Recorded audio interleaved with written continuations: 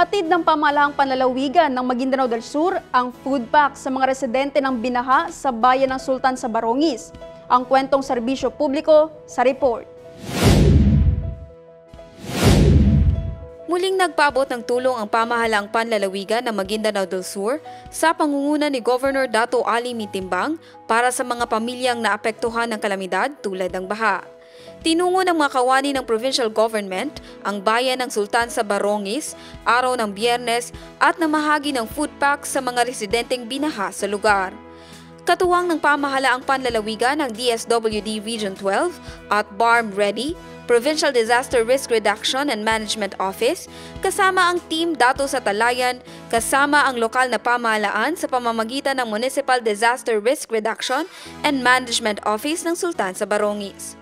Nagpahayag naman ng pasasalamat ang mga tumanggap ng tulong sa pamahalaan na patuloy na nagbibigay ng suporta at malasakit sa mga mamamayang nangangailangan. Jen Garcia, iMinds, Philippines.